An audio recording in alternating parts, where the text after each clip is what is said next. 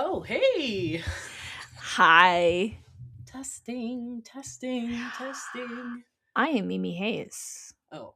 And I'm Vanessa Simone. And we are The the Girls Girls Next Next Four. Four. Sorry, I didn't tell you we started, but It's we all did. good. We started. Surprise. It's all good. We are on the floor today, which is a metaphor for today's episode. What is today's episode, B?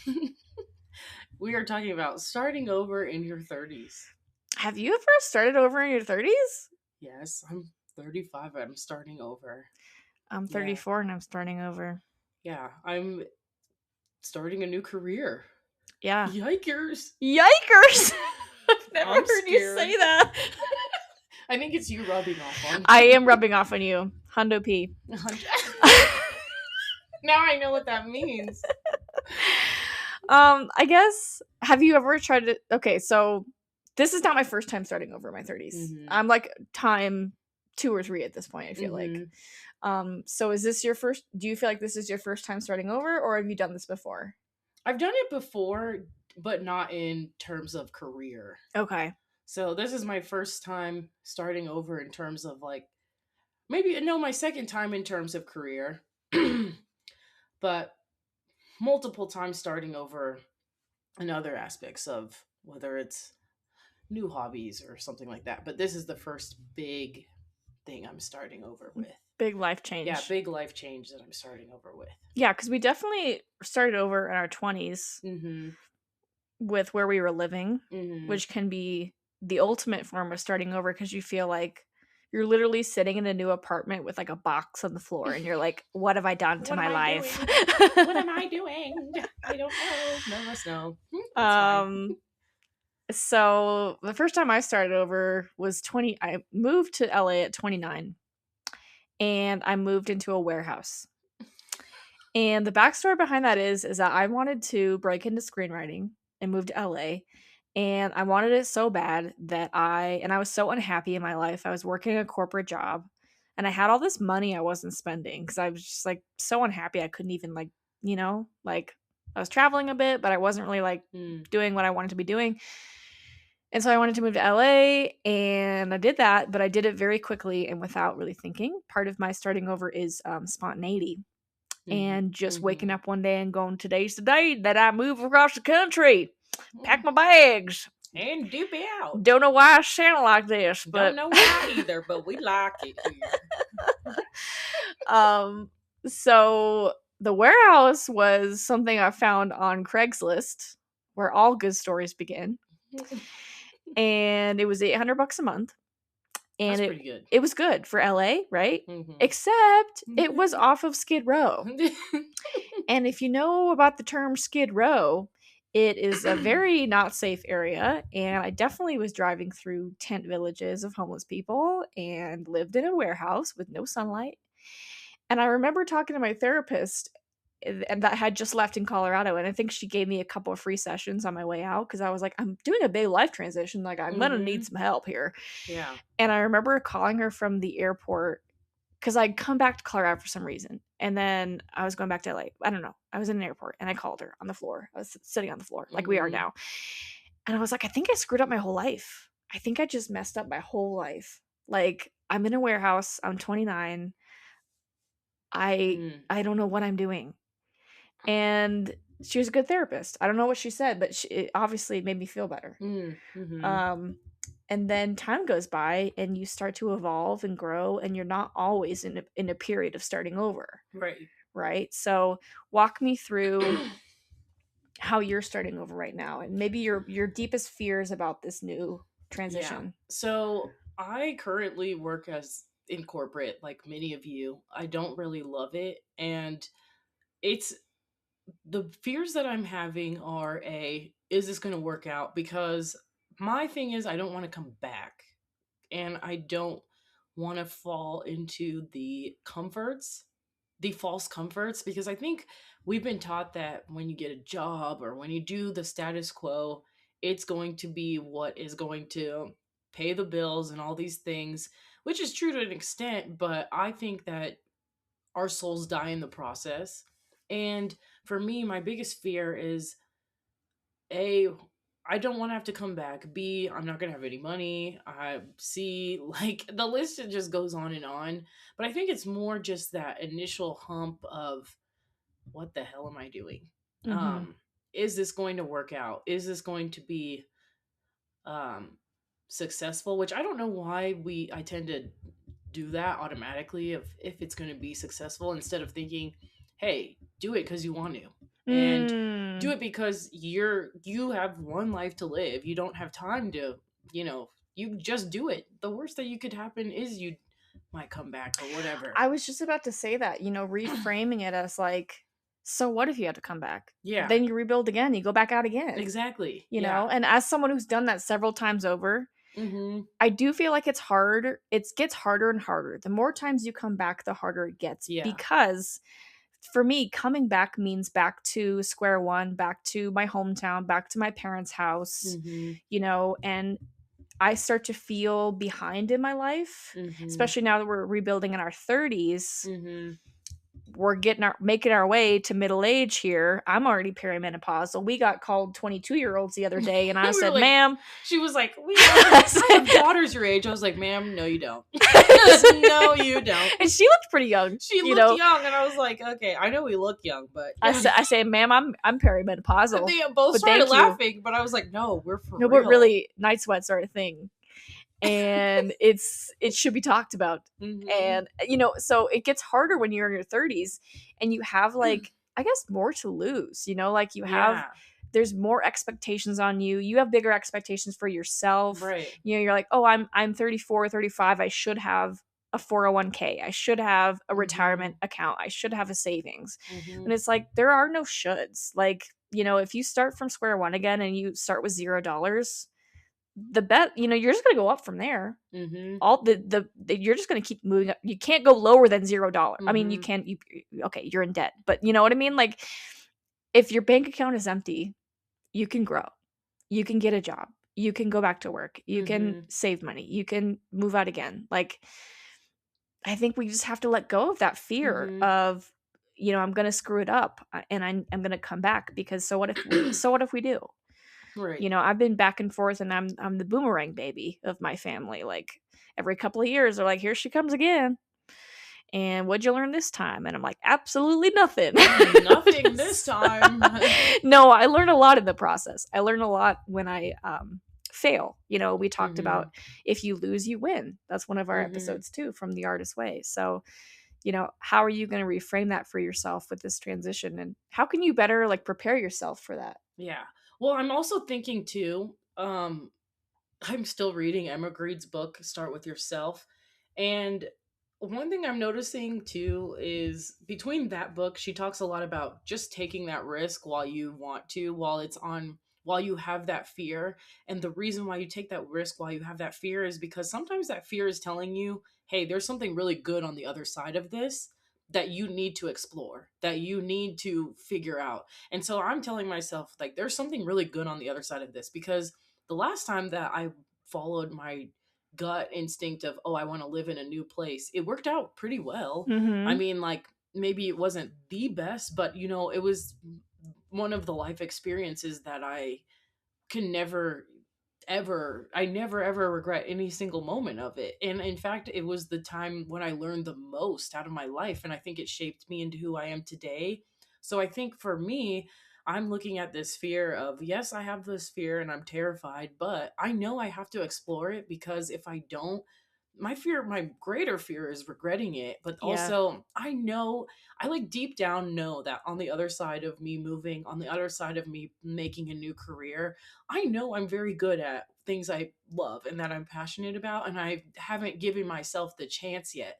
So even though I'm scared, I'm doing it with fear because I know that there's something good on the other side. Even though I don't know what it is, I just know that there's something good on the other side. Mm-hmm. So that's kind of how I've been reframing it for myself because, yeah, if not, you just wallow in the what ifs and the what ifs, and the what ifs aren't happening. They're not actually going on right now. Right. So it's like you could do the what if, or you could do the what is actually happening, or the what was. And so I want to look back and be like, hey, I did it. I tried that. Mhm. And I have a hard time, we both left New York City because of a global pandemic. Yeah. So I have to get clear about that myself because Mhm. I often see it as a failure of coming Same. back. But it Mhm. took a global pandemic to To get us make back from New York City. Like yeah. we were going to be there Mhm. come hell or high water. It was only Mhm. because of a cataclysmic event that we had to Literally, a leave. cataclysmic event. And so, I think about that too in terms of like the future. And it's like, there are going to be things that are outside of our control. So Mhm. all we can really control is our mindset Mhm. and to Absolutely. keep going with the fear and say, you know what? The economy might crash, World War III might break out, but I still have to try. Yeah. Sometimes I feel like I'm trying to talk myself out of it because I'm the world's so The bad. world is so I bad. can't start over now. I should Mhm. just stay safe. I should stay at Mhm. home. I should stay where I am because it's scary out there. But, Mhm. I'm not going to grow that way. I'm Mhm. never going to achieve my dreams that way. And guess what? The world will continue on. Yeah, the world Even if the continues war is on. on, like, Mhm. watch us be like, it's World War III, and we're still like, hey guys, we're starting a new We're podcast. starting a new podcast again. And we're just like, this one's called How to Survive World War III. With your guests, your experts. No, You're I'm just kidding. experts. Um, and I don't know, it's just there's something kind of funny about that. Like it's like the picture of Titanic and the musicians. Oh, what's going on? Do I have a Probably some hair? food. No, it's Oh, gone. there's food on my face. Yeah. But the musicians that are still playing while the Mm. boat is going down. Mhm. I think about that, and that's kind of how I want to approach my art. It's just like even Yeah. if the ship is going down, you got to keep You playing. gotta You got to keep keep playing because trying. if anything too, that's what keeps your soul alive and keeps you having hope. Because I think when we're actually working on our projects, we're having hope. But I also want to talk to you about sometimes we might feel obligated to stay stuck or stagnant because of others around us. Like my sister, she just moved back to Colorado. So now our whole family is in Colorado. And I'm like, yeah, and I'm about to be out. See ya. Mhm. And it's so funny because the other day, like, while I do a lot of stuff in downtown Denver, I live outside in suburbia land. And my sister was like, what if I find a 2 bedroom and you come live with me? And for a split second, I thought about it and I was like, wait, no, no, no, no, no. That's not the end goal. Like, that's going to deter me from, actually doing what I want to do. And even with my sister being back and our families all here again for the first time, and then I tell them, like, well, enjoy it because it's not going to last that long. And they're like, you're leaving? I didn't tell them. I just briefly Mm. told them, but it's like almost think that you have to stay. Like there's these invisible contracts that we write into ourselves that, oh, you got to stay because you want to be a good family member. I want to be a good daughter, or because I'm very fortunate in that, like, my parents own their own company and I work for them, but like I know that that's not me, but I know I can do other things. And sometimes I feel the guilt of, oh, you're throwing it all away to go pursue what you want, when it's like, well, yeah, in a way, because it's not like my soul isn't on fire and I'm very good at things when my soul is on fire for it. Mhm. And I'm very bad at anything else. And I've come to terms with that. And so something I've learned in my 30s, that I've always been that way, but I just now am realizing that in my 30s. So, Well, I think in your 20s too, you're a lot more um, likely to sign those invisible contracts and be like, you're right. Like, mom and dad are getting older. Like, I do mhm, have a niece and a nephew I got to take care of, or I do have to mhm, do this, or you feel obligated. But in mhm, your 30s, you start to realize what really matters to you, and mhm. you start honestly giving less fucks about what other Yeah, people think, yeah. and you start going, well, what do I want? Mhm. And this life is limited. You get one life to live. Yeah. And I've seen people at the end of their lives who are miserable and regret Mhm. things and still, have ill feelings towards other people because of Mhm. trauma, because of a lot of different things. But I don't want to be that person. I don't want Right. to get to that time, and who knows how long I'm going to live. I don't know the day I'm going to die, but I want to approach that day feeling really like I did everything I wanted to do. I Mhm. tried it all. I failed a bunch. I loved super big, super loud, and the fact of the matter is, like, you're just not built for that invisible contract. You're not built for that Right. conventional life that your family is living. Mhm. We're not meant to be here. We And just we happen know to be it. here, and we know that. And I think that's can be kind of frustrating. I'm super impatient Same. that I want to live that on the other side of the fear. I want to just wake up and be there tomorrow. Yeah. So it takes a lot of patience and a lot of like, okay, I'm not where I want to be right now, Mhm. but that's just temporary. That's just a right now Exactly. thing. And I think that's the other thing is we forget that because I'm very much like that. I mean, this a couple weeks ago we were both in California and I love Manhattan Beach. Can I afford a thing there? No. But not me thinking I'm going to move to California and be beachfront, like Mhm. very first thing. And so it's like I have to be realistic with myself in the way of okay, you want this goal and you can get it, maybe not in a month, Mhm. but so I can be impatient, but also acknowledging that just because you are doing something for you doesn't mean you're a bad sister, you're a bad daughter, you're a bad family member or whatever. These things are going to happen. It doesn't mean that you can't still support and help out the people because I mean, God knows every family is going through a lot that you can't see, but like you have to know that your dreams are number one. Like nothing is going to get in the way. Like nothing is going to get in the way.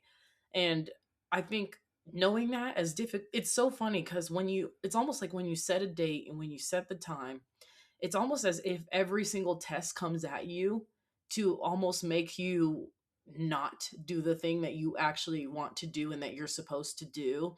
And that's been interesting because it's like ever since I booked my like flight or whatever, Mhm. it's been like, oh, so this is happening and this is happening, this is happening. I've had some family things happen that I'm like, Mhm. oh crap, and then other things happen and it's like I cannot let those things, even though, yes, I can be there for them, but I also need to remember that it's my life too, and that I need to take a chance on me. I've been here for X amount of years already. So, like, you had me for that, and just really focusing and honing in on the goal and like it's okay to start over and telling myself over and over again it's okay to start over because I do think we tend to guilt ourselves because we think like you said we should be at this place at this age and this place at this age and um even reading the same book I've been reading from Emma Greed and it's watching her because she said she grinded in her 20s and now in her 30s so she could set up herself for her 30s and her 40s and I'm like well I didn't so I'm in my 30s grinding, Girl. So Yeah. and it's like don't you can't have that comparison, which I know is so much easier said than done. But I think when you're focused on your vision, you're actually daily making progression toward your goals, even though they might be small. That really does help build the confidence that you have within you. Because I think another thing for me, I'm just rambling, I'm sorry, but Girl, get after it. Get after it. but one thing I do that kind of helps me with the confidence of starting over or like being able to build my confidence of, oh, Vanessa, you can do hard things is every day. Like I have one thing a day. Like for me, I work out in the morning only because if I work out, it tells myself, okay, you already did one hard thing. You can do another. You can do another. You can do another. And that's honestly the only reason I work that and because I like to sleep. So I feel like it's whatever it is for you. Like if you can read that book or you start like the in our previous podcast, maybe you were saying you start for 5 minutes of writing and then because you're very good at writing every single day and Mhm. you do even your note cards, the ones where you do the daily. Yeah, And that's so and that helps me see how far I've come. So mhm. this was honestly a system I developed in 2015. So now we're going on over a decade of doing this. And the only reason behind it was because I knew I wouldn't be able to remember my life because I had a brain injury. Mm. And so I was like, and at the time I thought I wanted kids. So I was like, I want my kids to read these note cards and see what I did with my life because I'm not going to Mm. be able to articulate all these adventures.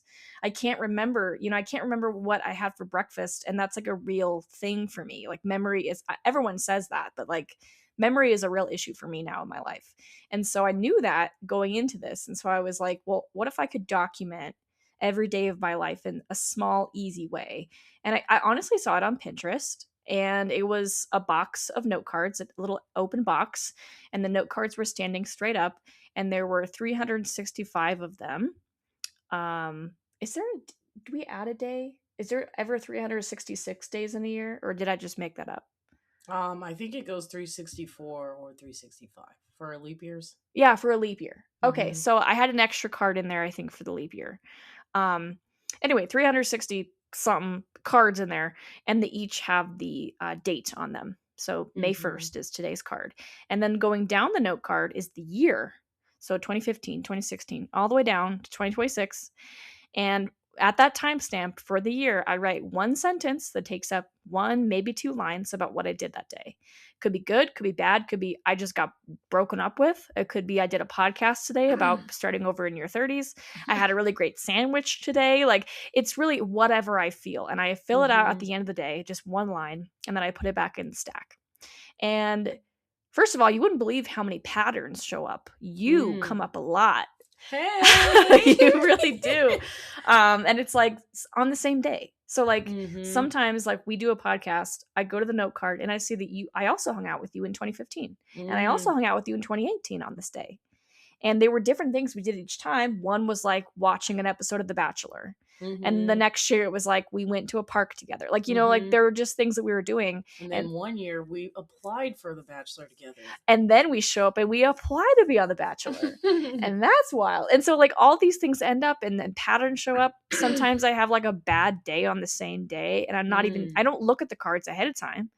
Mm-hmm. I think just subconsciously, like mid-February, I have like a breakdown and I like sleep all day. That's like the same day. It's like February 11th. At this point I just kind of have that in my body now that Mm-hmm. I'm going to do that. But anyway, it helps me kind of think about I spilled my water. Continue.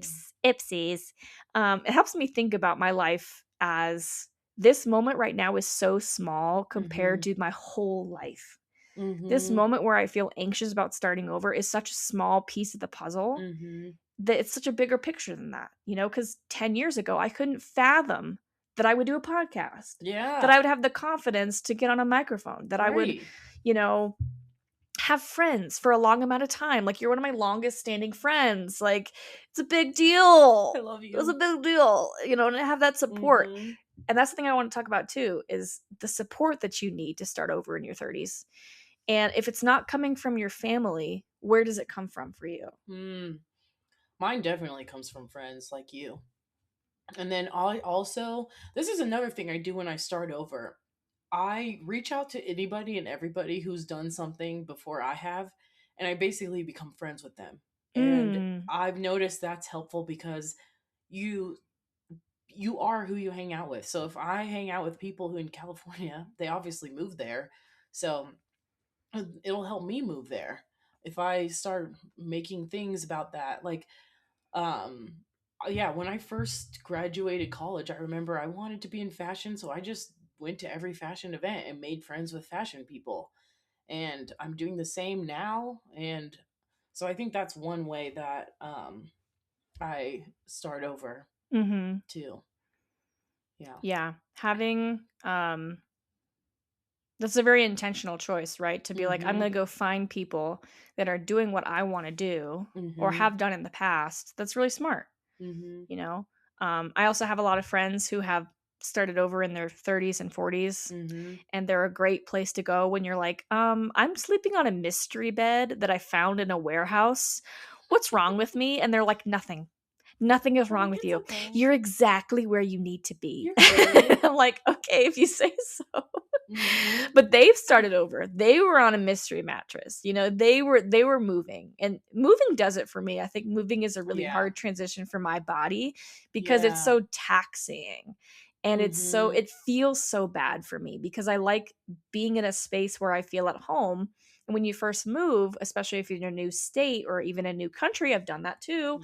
Yeah. Nothing is in order. Everything's in a box. You Mhm. don't really know your roommates if you have a roommate, like you Mhm. don't know the city, you don't know where to get a good slice of pizza, like you just don't know anything. And so you feel very isolated, very alone. Mhm. But that's exactly how you're supposed to feel when you get somewhere new, Mhm. and it's temporary. It's not forever. You make new friends, you get to know your roommates, you find that pizza place you like, Mhm. and then it starts to feel like home. And now all of a sudden you're okay, Yeah. and you're like, okay, it's not perfect, but this is my part of the world and I'm here and I'm where I need to be. But in the initial phases of moving and you have the boxes and you're spending a lot of money on new Money, yeah. furniture and like Mhm. all this crap, and it's just like, oh my god, what am I doing with my life? Mhm. And yeah, it's hard to not compare yourself to other people that have themselves established or have lived Mhm. in the same place for a number of years and don't have that level of change. I mean, when those it's some kind of, I don't know, like government document, it asks you for all your old addresses. I Oh can't my remember god. why I was doing this, but I had to pull up every single address I'd ever lived in. That's so annoying. It was like 15, 16 places. Oh my And I was like, gosh. so I've moved on average once or twice a year for the past like 15 years. My I gosh, was like, dude. whoa. And finally I saved them all, because like I'm like, Mhm. I think I lived here. I'd have to go to the Google Street View and like Yeah, look at and the look at house the and find house. the number because I'm like, Maybe. I can't remember where I lived in 2015. Um, but that level of change can really make you feel a sort of way. I felt a sort of Mhm. way about that. I was like, I've lived in too many places. I've just, I want to be more stable. I don't want to move every year. And But I'm the opposite. I'm like, I need to move every year. Yeah, because I've been pretty stable for the mhm, past 6 years. So. yeah. And for me it's a little similar. I've been back and forth for those 6 years. Mhm. So 3 here, Mhm. 1 in LA, and then before LA I was about 2 years here. Mhm. Um so that math is out. That math works, Yeah. right? But yeah, none of that actually matters. Like, it doesn't No. actually matter at all. It's just like, how do you feel about your life? And if you Mhm. want to change it, are you going to change it? Yeah. And how are you going to change it? Mhm. And whether that means packing 2 bags and getting the hell out of Dodge, because I get it, because I Mhm. did that. Right. Or if it's like, hey, I'm going to plan this out for a year and then go make my jump, Mhm. But starting over is healthy. There's Very nothing healthy. wrong with you for wanting to start over. Um, And I will say another way that I start over is by new endeavors. Like today, Mimi walked in. I was panicking. I'm still panicked. I'm literally doing a little film. The first one of the first films I've ever made on my own. Um, that and then like Victoria's Secret just came out with their open casting, and I was like, I'm gonna try that because last year I started modeling at 34 years old. So mhm. it's like little things here and there that also help you start over because I'm like I didn't think people in their 30s could model, so I'm like, and then I'm also changing the narrative, like you can be in your 30s and your 40s, and I want to start so many other things. So I think starting over could also look like, doesn't necessarily look like a move or a career change, but even just, oh, you've always wanted to try that and doing it and not letting your age be a deterrence or something that is negative, because especially as somebody in the arts, because I feel like they're like, if you're not 20 you're irrelevant, and I'm like, Which is not the truth. It's not the no. Yeah, truth. and in fact, so many ladies, a lot of this inspiration has come from, and a lot of the overcoming this fear of this move has come from women in their 40s and 50s. There's this trend going around on TikTok where older women are basically saying, there's going to come a time in your life when you're in your 40s or when you're in your 30s, whatever decade they say, and you're going to either you could either choose to stay where you are or you could choose to like the leap. And then they look at you in the camera and they say, you're going to do it, you're going to choose the one that scares you. And I'm like, this Hmm. scares the shit out of me, so I'm going to do it because I have to, because it's scary. I'm just shit, a lot of shit in my pants. So, so yeah, we gotta just do it. We're so Do it with your scared. shitty pants. I am definitely rubbing off on you. That You is something are. I would say. Yeah. Yeah. Yeah. And what I think is really uh helpful for me to think too, because we've been reading The Artist's Way, right? And so it's all Mm-hmm. about like reconnecting to your childhood self. I think starting over can be also reconnecting with something from childhood that Mm-hmm. you like. For me, it was hockey. So I Mhm. played hockey for all of my childhood. I played Division 3 barely, like played 15 minutes in college. But then I quit. And I quit for 12 years.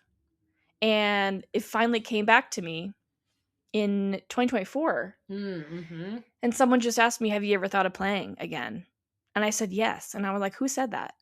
Like, I didn't know that I wanted that. But in something inside of me said, "I think I would like to try again." Mm. And this time it's going to be different because I'm not, so focused on playing and winning and like impressing my coach. I just want to see if I can do it again Mhm. and see if I can learn. I had to learn all my skills over again because my body lost all muscle memory Mm. Mm. from a high level athlete to I can't even skate.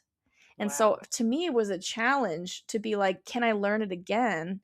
Can I start over and be a beginner? Because Mhm. that's a big part of starting over is I have to accept that I'm a beginner and Mhm. be okay with that. And death to yeah, you literally have to kill that ego and be okay with the embarrassment of being a beginner, which honestly, if you think about it though, time is going to go on regardless. So it's so cool that you're doing that, you know? Hmm. Because now you're going to have 3 years under your belt. Hmm. 2 years, 3 years, whatever.